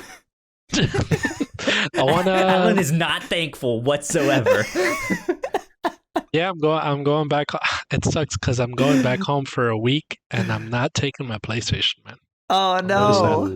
Yeah, because I'm sorry, I'm not taking that in to the airport, because someone's gonna see me in security, pull out my PlayStation 5, and I'm gonna get jumped right there in the airport in front of all security, dude. By the security, maybe. So right, yeah. So yeah, I'm gonna be without it. But I'm looking forward to hanging out with my family, eating some good food, and playing some games, dude. I'm gonna beat this first boss in Demon Souls right now. I'm telling you right now. Could you technically do remote play? Could I? You could. Yeah, you could. You could use your. No, I think that's too far of a connection, though. Yeah, it's way too far. Yeah. I would assume it's way too far. Build an extra long antenna. If I could, then that's like super next gen. Check it out and see. Maybe, I guess. I'll try like, it. see how far, like, try to test it at home and see how far you can go away from it. Yeah. I mean, I'd be in another state, so I don't know. That'd be intense. And sorry for not being thankful. You know, my parents are sick, and I just got over being sick, and my girl's sick. So, you know, I don't know if I can do Thanksgiving, all right? I'm thinking of their safety, all right? Whatever. You're Says good. He's thankful now. Let's see. I am also excited to have 2 days off of work for Thanksgiving, because that's going to be great. Yeah, I'm hoping to dive into Assassin's Creed Valhalla and just go face first right into that game. Nice. I think it's going to be great. I'm excited because I am a sucker for the Assassin's Creed games, but I'm also very, very skeptical because I don't really like the new direction of these games, though I liked Origins a lot. I did not like Odyssey, so this is like maybe strike 2 or strike 3. If this game is bad, I am done. I don't think you'll like. If you didn't like Odyssey, I don't think you'll like Valhalla. How you're gonna like it? I mean, I liked Origins though. So to me, the thing I didn't like about Odyssey was that it wasn't an Assassin's Creed game. Like, it didn't have any of the lore. It didn't have any of that stuff. Like, it was almost just not there. Yeah. Like it was still a great game, right? Like, it was good for what it was, but it like just like I want the Assassin's Creed shit. Like, give me that. I'm hoping this has more of that stuff mixed in there. All right. Well, I'm looking forward to hearing what you think then. Me too. I'm excited. There you go. Cool. Hopefully, I guess we'll have to talk about next week. I know it'll still be Thanksgiving weekend. I'm not sure who all will be here. I'll be here. I know I'll be doing that stuff. So hopefully we will be back this next weekend. But if not, we will see you the week after that. Who knows? We'll see. But yeah, Alan, where can they find you online? You can find me at Twitter at Alan Busby. I'll do the Ignacio thing at ALANBUSBEE. You can find me there. And I also stream on Twitch at twitch.tv/AzurePKK. Come watch me still play Crash because I'm a glutton for punishment. Watch me suffer. There you go. And Gino. Yeah, you didn't do it right. No, I didn't. No, you didn't. It's you can find me at Twitter at Gino Viteri. That's GINO _ TERI. That's stuff. Okay, I'm not very good with like tunes and tones like that. We need Ignacio here to do it. Yeah. Ignacio Rojas BIGN. You guys can find me at Yo Kyle Springer on Twitter and Instagram.